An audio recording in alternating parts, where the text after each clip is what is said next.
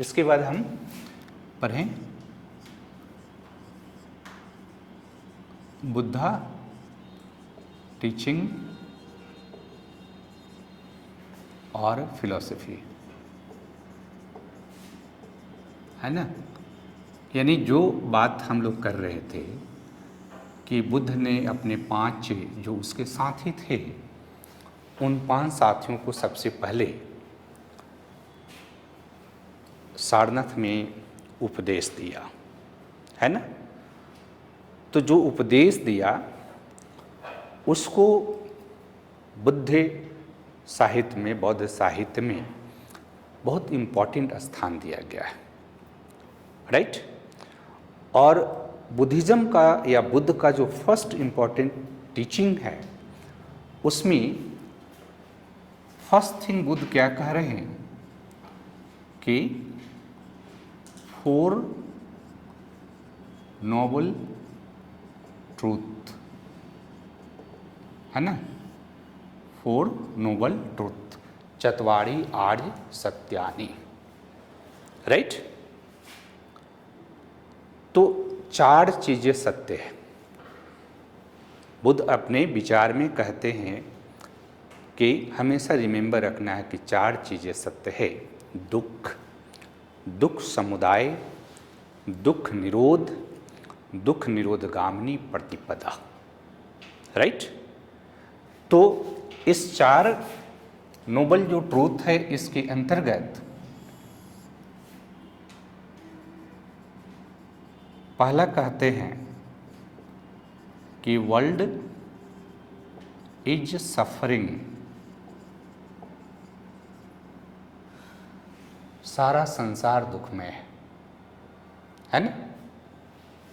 देखो, बुद्ध एक practical philosopher हैं, एक सोशल साइंटिस्ट हैं, तो बुद्ध ईश्वर की बात नहीं करते हैं, ध्यान ये रखना है। हम उस पर आएंगे कि ईश्वर के संदर्भ में बुद्ध का क्या थॉट था, क्या विचार था।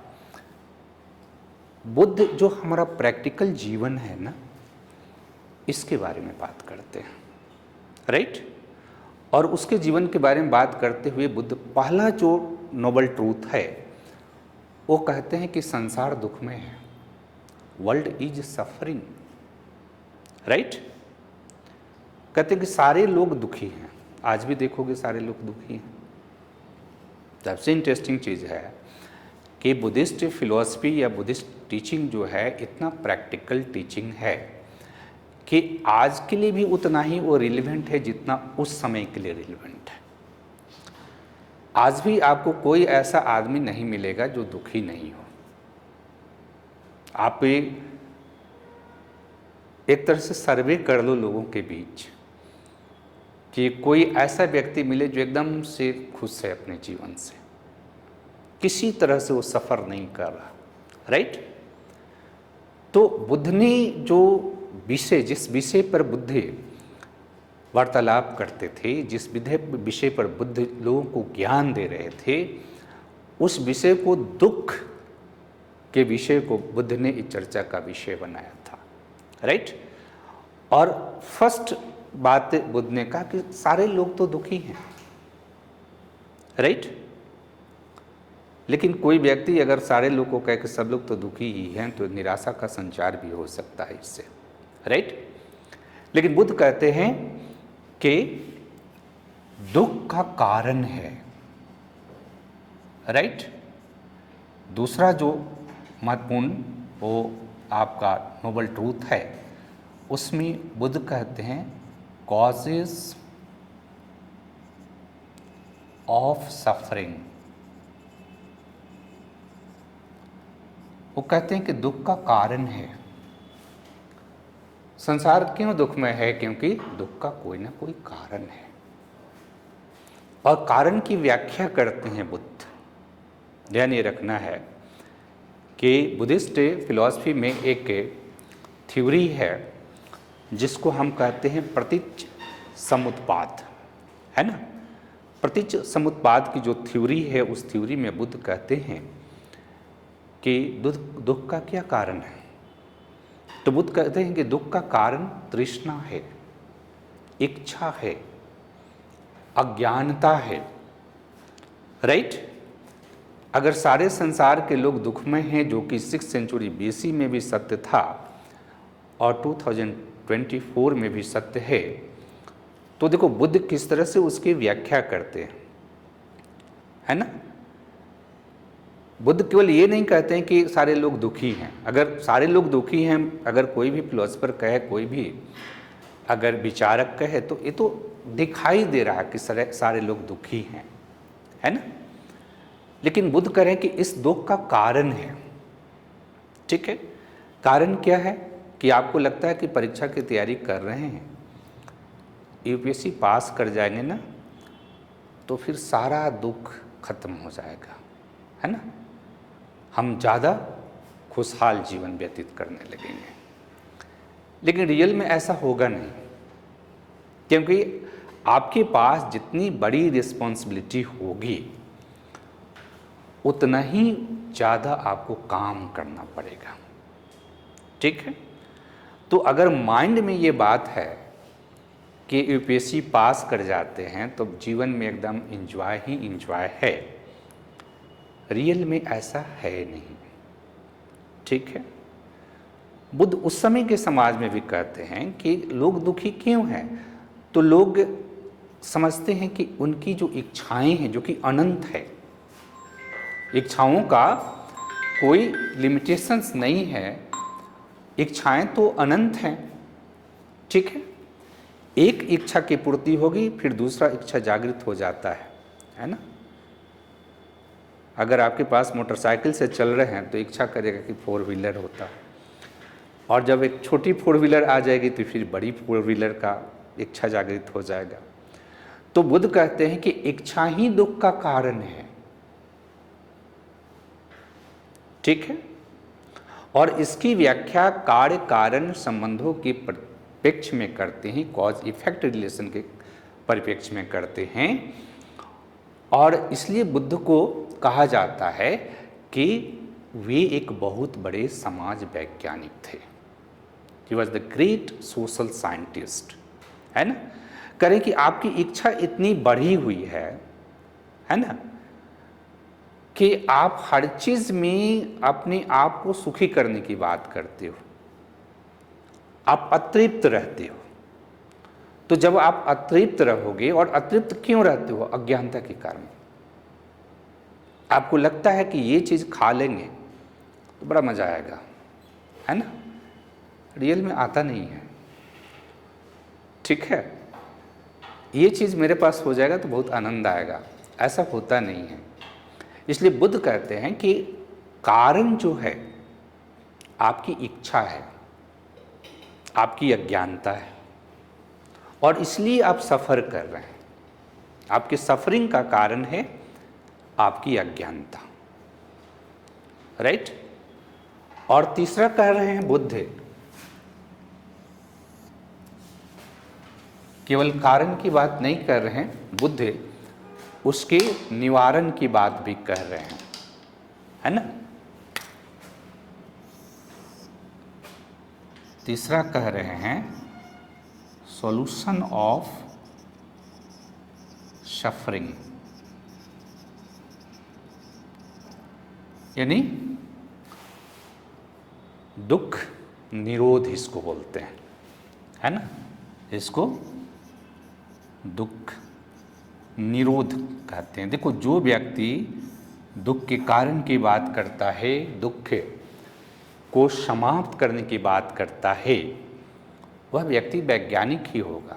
वो व्यक्ति सामान्य टाइप का कोई विचारक नहीं है। और बुद्ध कहते हैं कि दुख निरोध संभव है, यानी दुख को समाप्त किया जा सकता है। कैसे दुख को समाप्त किया जा सकता है? तो कारण को समाप्त करके दुख को समाप्त किया जा सकता है। कारण क्या है? आपकी इच्छाएं हैं, आप उसको कंट्रोल करो, है ना। तो जब आप अपनी इच्छाओं को कंट्रोल कर लेंगे, अपने आप को एक तरह से लिमिट कर लेंगे कि हम इतने में संतुष्ट रहेंगे, तो आप जो है एक तरह से दुख से मुक्ति प्राप्त कर सकते हैं, राइट। और इस दुख निरोध कैसे संभव है? तो ये संभव है नॉलेज से, निर्वाण से। जैसे हमने पढ़ा कि बुद्ध को निर्वाण प्राप्त हुआ है ना, पीपल वृक्ष के नीचे। निर्वाण प्राप्त होने का मतलब क्या है? इनलाइटमेंट प्राप्त होना। इनलाइटमेंट का मतलब क्या है? नॉलेज प्राप्त होना, राइट। और जब आपको नॉलेज प्राप्त हो जाएगा तो फिर आप सफरिंग के कारण को समझ जाएंगे कि दिस इज द प्रॉब्लम, जिसके कारण हम सफ़र कर रहे हैं, तो फिर हम दुख को समाप्त कर देंगे, राइट। और चौथा जो ट्रूथ है जिसको बुद्ध कह रहे हैं,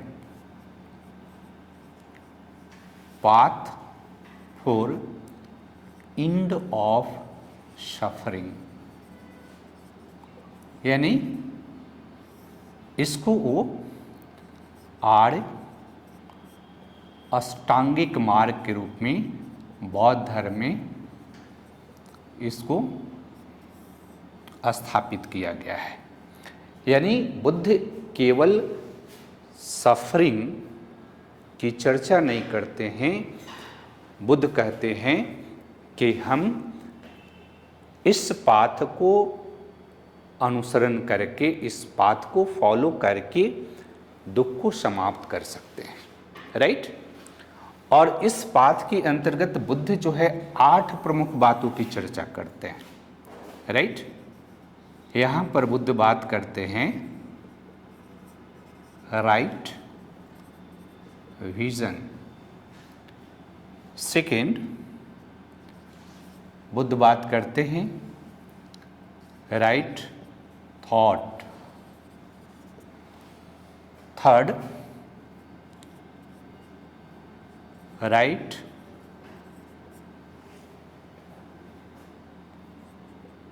livelihood.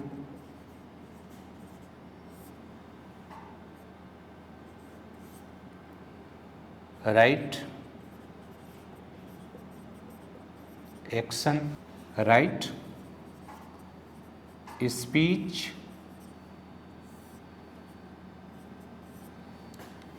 Right effort, right mindfulness या अवेयरनेस,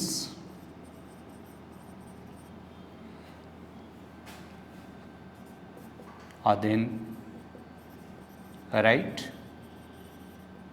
मेडिटेशन, है ना।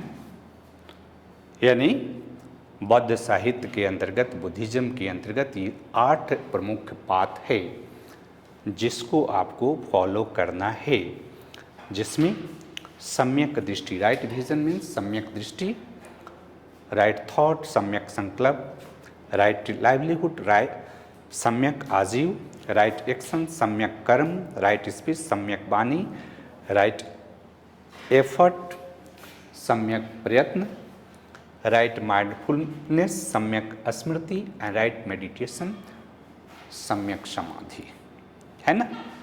तो देखो, इसके डेप्थ को अगर आप समझते हो, है ना, तब जाकर के आपका सफरिंग समाप्त होगा, है ना। यानी राइट विजन का मतलब क्या है कि किसी भी चीज़ के संदर्भ में आपकी दृष्टि एक तरह से बैलेंस होनी चाहिए। आपके देखने का, समझने का जो नज़रिया होना चाहिए वो बैलेंस होना चाहिए। देखो, एवरीबॉडी अनबैलेंस स्टिल टुडे। हम जब किसी चीज़ को देखते हैं ना, तो हमारे देखने का नज़रिया बायस हम रहते हैं किसी न किसी एंगल से। हम न्यूट्रल होके चीज़ों को देखते ही नहीं, राइट।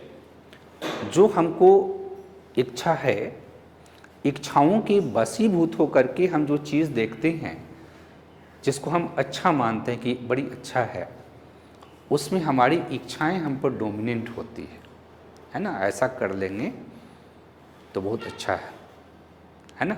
तो बहुत सारा चीज़ माइंड से होता है। देखो बुद्ध उस समय इस बात को वो महसूस कर लिए थे कि जो दुख का जो मैटर है, सफरिंग का जो मैटर है, ये सफरिंग का मैटर ऐसा नहीं कि कोई फिजिकल मैटर है, वो सारा चीज़ आपके माइंड से हो रहा है।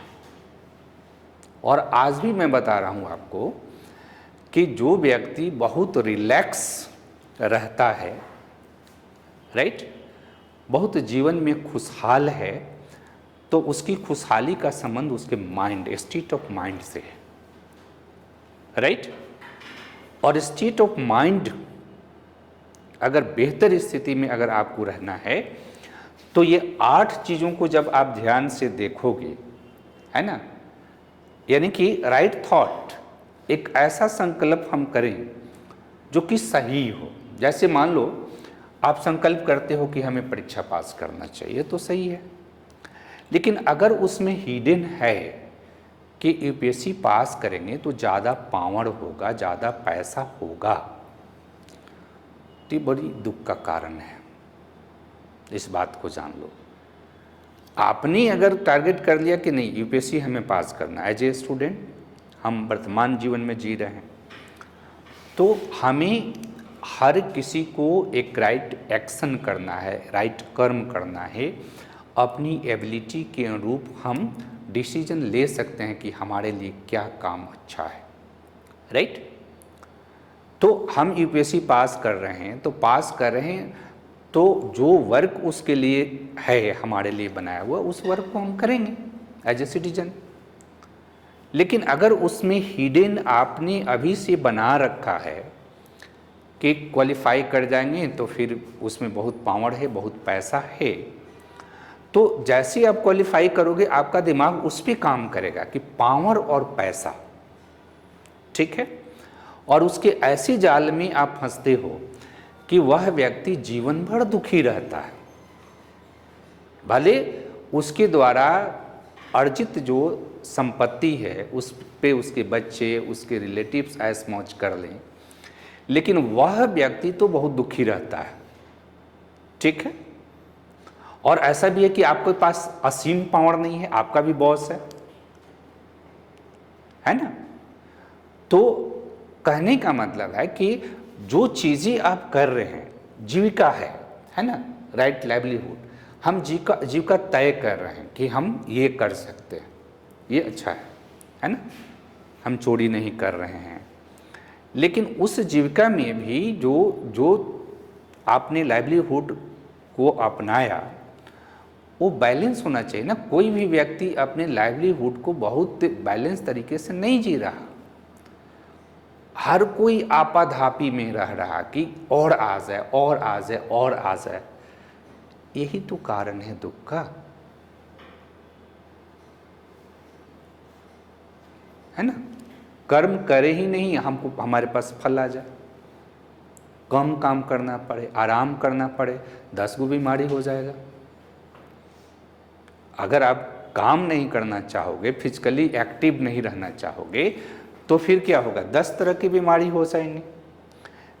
राइट स्पीच बहुत इंपॉर्टेंट चीज़ है। देखो आज भी अगर जीवन में आप सक्सेस करना चाह रहे हो तो आप को कहा जाता है कि जैसे आप किसी भी कॉरपोरेट में जाओगे तो आपको ट्रेनिंग दिया जाता है कि आपको ऐसी बात बोलनी है जिससे कोई दुखी नहीं हो,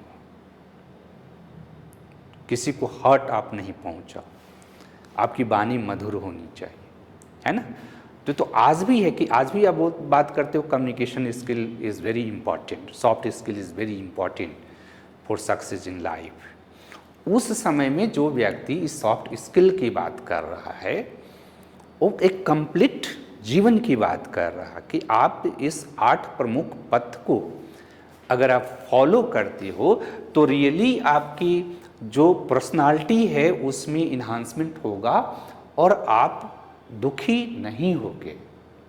राइट एफर्ट, है ना। आप परीक्षा की तैयारी कर रहे हो तो राइट एफर्ट क्या है। अब कई लोग तैयारी करते हैं 2 घंटा 3 घंटा रोज पढ़ रहे हैं,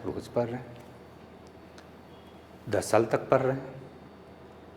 अरे परीक्षा की तैयारी करनी है तो 8 घंटा आप अपने आप को रिजर्व कर दो कि 8 घंटा हमें पढ़ना है और प्रोडक्टिव पढ़ना है। देखो 8 घंटे किताब लेकर बैठने से परीक्षा की तैयारी नहीं होती है।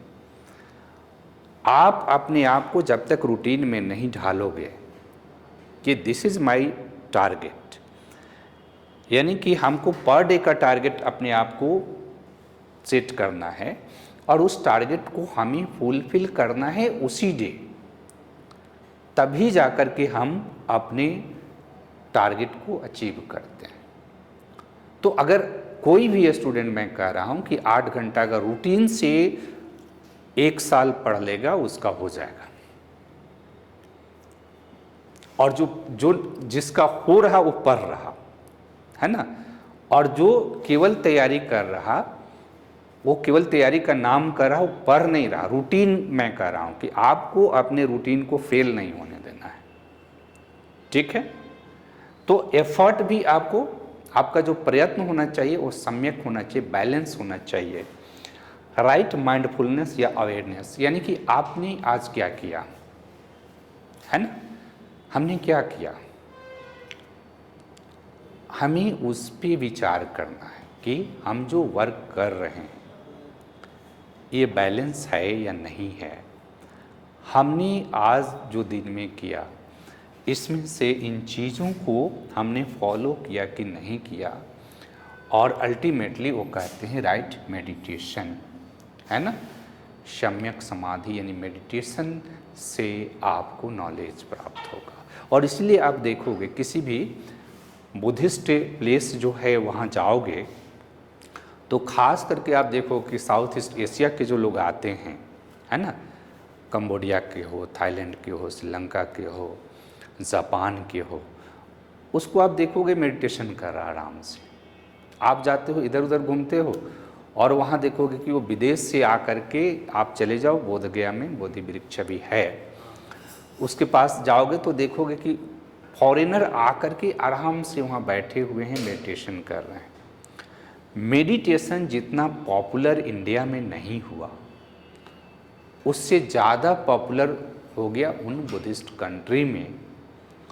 और आश्चर्यजनक चीज़ आपको होगा कि वो काफ़ी समृद्ध लोग हैं, उनकी इकोनॉमी काफ़ी समृद्ध है, पर्सनल इकोनॉमी भी काफ़ी समृद्ध है। उस समृद्धि को छोड़ करके वो आकर के मेडिटेशन कर रहे हैं, राइट।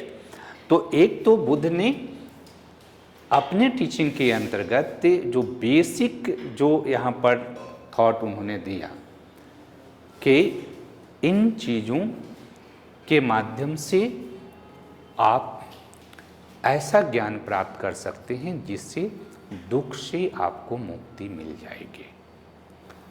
और बुद्धिस्ट फिलॉसफी में ये जो जितनी बातें हम कह रहे हैं ना, इस पे पूरी डिस्कशन है, ठीक है, डिटेल। और इसी बात को बुद्ध जो है जहाँ उपदेश दे रहे हैं वहाँ लोगों को समझा रहे हैं, ठीक है। यानी बुद्धिस्ट फिलॉसफी का बेसिक ये चीज़ है, राइट। इसके अलावा बुद्धिस्ट फिलॉसफी के अंतर्गत बुद्ध ने इसके अलावा भी कई चीज़ें बुद्ध ने बताई। तो 4 नोबल ट्रूथ का ही वो पार्ट था, आर्य अष्टांगिक मार्ग, ये बेसिक है बुद्धिस्ट फिलॉसफी का, बुद्धिस्ट टीचिंग का। दूसरा, यहाँ लॉर्ड जो बुद्धा हैं ये कह रहे हैं कि God is not a creator of universe. ये बहुत बड़ी बात है ना।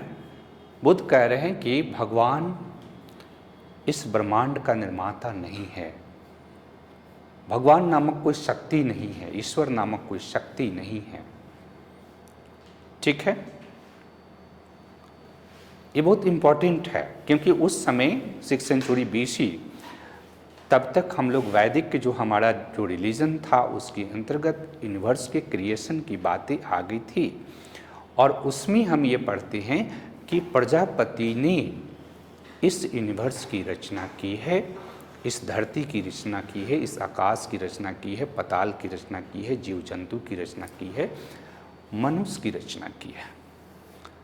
और अधिकांश जो मेन रिलीजन हैं, है ना, चाहे हिंदुइज़्म की बात करो, क्रिश्चियनिटी की बात करो, जुडाइज़्म की बात करो, इस्लामिज़्म की बात करो, सभी कहते हैं कि universe is created by God, right.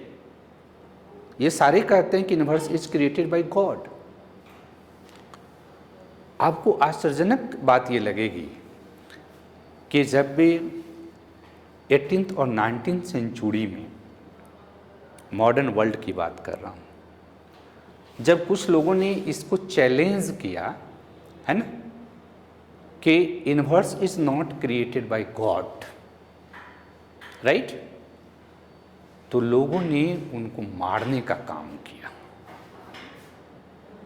ठीक है। कई लोगों को जिंदा जला दिया गया यूरोप में। लोगों ने कहा कि इस यूनिवर्स की रचना भगवान ने नहीं की है। तब 18th-19th सेंचुरी की बात मैं कर रहा हूँ, जबकि इंडस्ट्रियल रिवोल्यूशन हो चुका है वर्ल्ड में, तब लोग मार रहे हैं लोगों को। और बुद्ध 6th सेंचुरी BC में कह रहे हैं कि God is not a creator of universe, ईश्वर नामक कोई सत्ता नहीं है, राइट। तो फिर उनसे पूछा गया कि कैसे ये क्रिएट हुआ है, how that is created, right.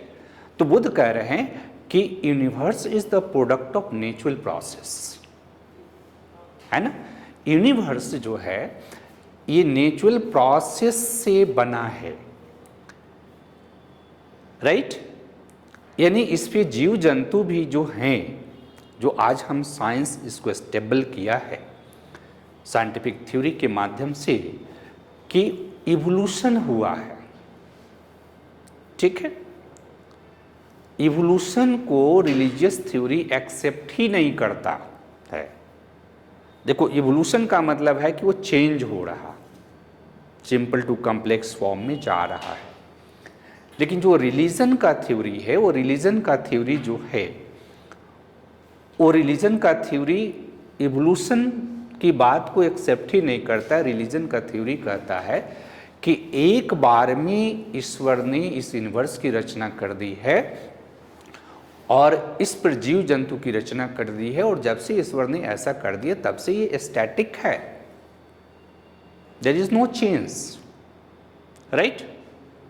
Buddha कह रहे हैं कि परिवर्तन प्रकृति का नियम है। ध्यान रखना है कि बुद्ध क्या कह रहे हैं। जो रिलीजियस थॉट है हिंदुइज्म और क्रिश्चियनिटी या इस्लामिज्म, जुडाइज्म का रिलीजियस जो थॉट है, उस थॉट में ये कॉन्सेप्ट है कि यूनिवर्स इज स्टैटिक। यह जो जीव जंतु हैं वो सारी स्टैटिक हैं।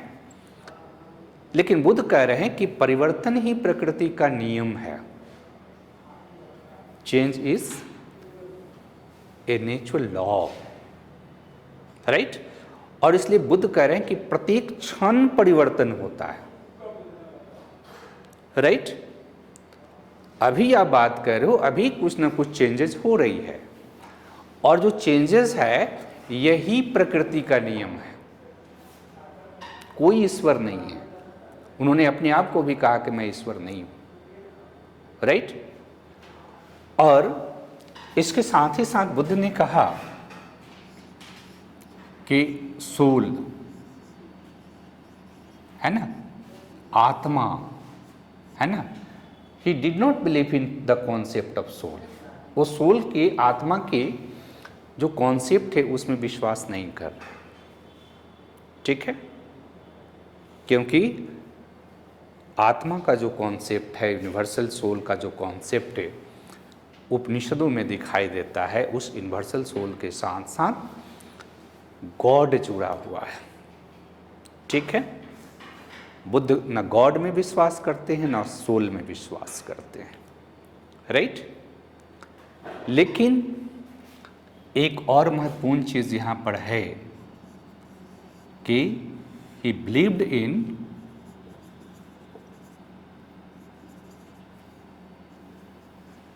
इन थ्योरी ऑफ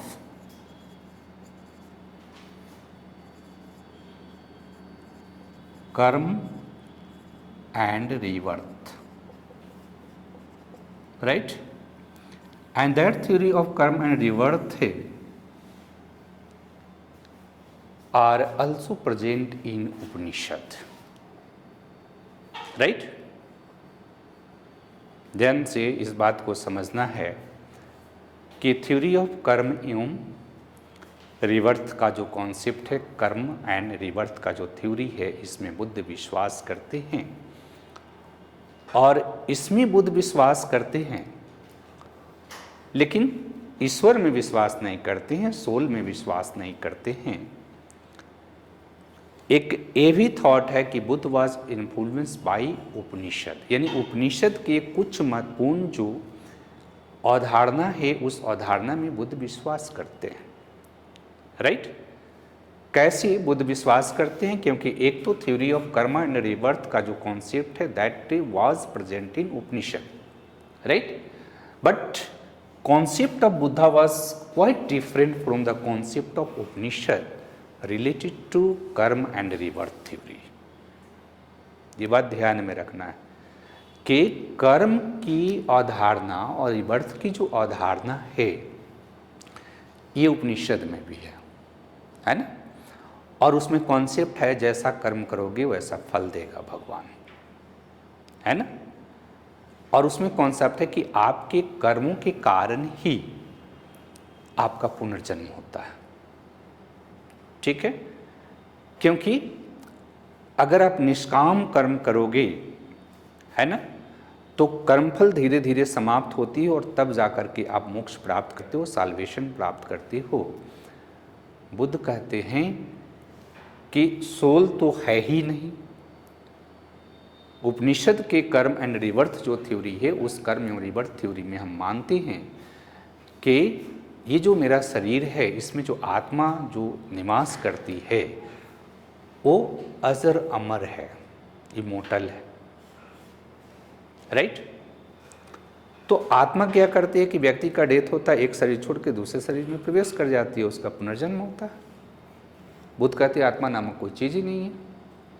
तो बुद्ध से जब लोगों ने पूछा कि आत्मा ही नहीं है तो ये बताइए रिबर्थ होगा कैसे, ठीक है। तो बुद्ध ने बड़ा प्रैक्टिकल एग्जाम्पल दिया, है ना, और एक मोमबत्ती को जला दिया, ठीक है, और उस मोमबत्ती से दूसरी मोमबत्ती को जला दिया, उससे तीसरी मोमबत्ती को जला दिया और फिर पहले वाले को बुझा दिया, है ना। तो बुद्ध ने कहा कि जो आपका रिवर्थ हो रहा है, आपकी जो इच्छाएं अतृप्त रह गई है,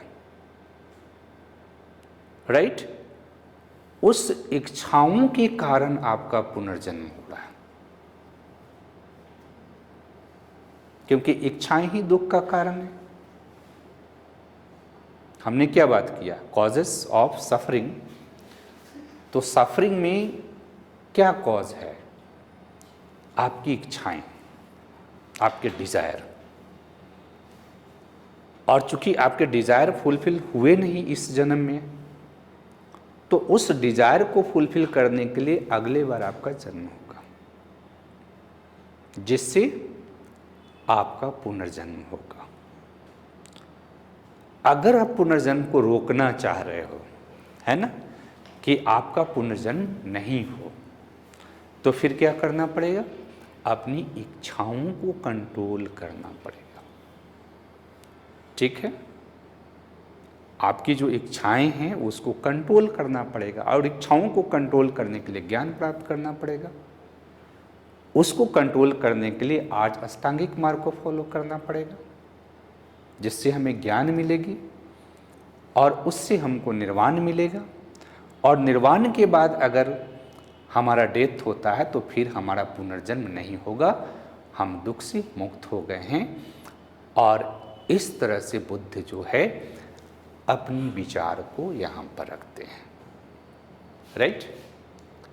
यानी कर्म एवं पुनर्जन्म की थ्योरी में वो विश्वास करते हैं, लेकिन वेद को नहीं मानते, है ना। वेद जो है, देखो वेद के बारे में भी कॉन्सेप्ट डेवलप कर दिया गया कि वेद क्या है, तो उसका क्रिएशन गॉड ने किया है ना। और ऋषि मुनि तो उसको गॉड ने बताया, उसको ऋषि मुनि ने कंपोज करके लोगों को बताया। बुद्ध ने कहा कि ये सही नहीं है, क्योंकि गॉड नामक कोई सत्ता ही नहीं है, तो फिर वेद की रचना गॉड ने नहीं की है, ये वेद मानव निर्मित हैं, मनुष्यों ने इसकी रचना की है, ठीक है, क्योंकि ईश्वर नामक तो कोई सत्ता है ही नहीं। फिर बुद्ध जो है वर्णा जो सिस्टम है, उस वर्णा सिस्टम के अंतर्गत बर्थ के आधार पर जो हायरार्की बन रहा है उसका विरोध कर रहे हैं बुद्ध, राइट। वर्णा सिस्टम के अंतर्गत कोई जन्म से महान बन जा रहा, किसी खास वर्ण में जन्म लेने के कारण उसका बच्चा उसी वर्ण का माना जा रहा और उसी के कारण वो दूसरे से सुप्रियर है, इसको बुद्ध ने एक्सेप्ट नहीं किया, ठीक है। बुद्ध ने अनटचेबिलिटी का विरोध किया, ठीक है। बुद्ध ने जो पैट्रियार्कल सोसाइटी था, उस पैट्रियार्कल सोसाइटी में वीमेंस के साथ डिस्क्रिमिनेशन जो किया जा रहा है, उस वीमेंस के साथ डिस्क्रिमिनेशन का विरोध किया, राइट।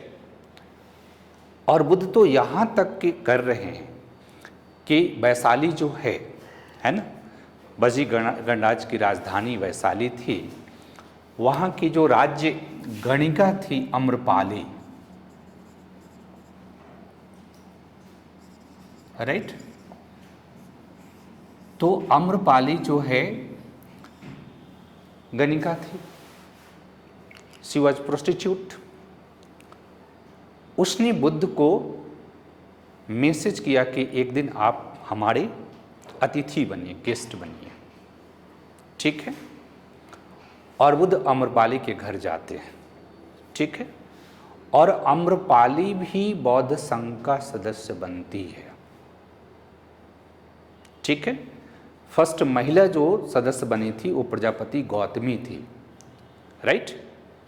फर्स्ट जो महिला थी वो प्रजापति गौतमी थी। हालांकि बुद्ध में भी कुछ बायसनेस था, क्योंकि जब महिलाओं को बौद्ध संघ में प्रवेश करने की बात आई तो बुद्ध ने उनके प्रिय शिष्य आनंद थे, है ना।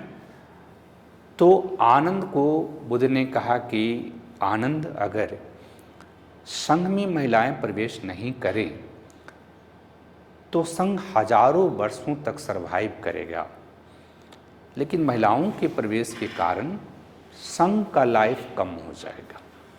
फिर भी उन्होंने महिलाओं को भी संघ में प्रवेश दिया, शूद्रों को भी संघ में प्रवेश दिया, वैश्यों को भी संघ में प्रवेश दिया, लेकिन कुछ सोसाइटी के लोगों को उन्होंने रेस्ट्रिक्ट किया था, है ना। जैसे एक तो डेप्टर ऋणी संघ का सदस्य नहीं बन सकता था, गुलाम संघ का सदस्य नहीं बन सकता था। उन्होंने सैनिकों को भी कहा कि सैनिक संघ का सदस्य नहीं बन सकता है। देखो कितनी प्रैक्टिकल उनकी थॉट थी कि मान लो सैनिक जो है उसका रिलेवेंस जो है उस जमाने में भी सोसाइटी के लिए बहुत था। अगर मिलिट्री के लोग संघ में प्रवेश करने लगे तो राष्ट्र की सुरक्षा को खतरा उत्पन्न होगा, और राष्ट्र की सुरक्षा को खतरा उत्पन्न होगा तो इससे समस्याएं उत्पन्न होगी। इसलिए बुद्ध ने उन्हें भी संघ में प्रवेश करने पर प्रतिबंध लगाया, ठीक है। तो ये बुद्धिस्ट फिलॉसफी, बुद्धिस्ट टीचिंग, और इसको जब आप सोचोगे तो देखोगे कि ये एक प्रैक्टिकल फिलॉसफी है जो उस समय भी रिलेवेंट था और आज भी रिलेवेंट है।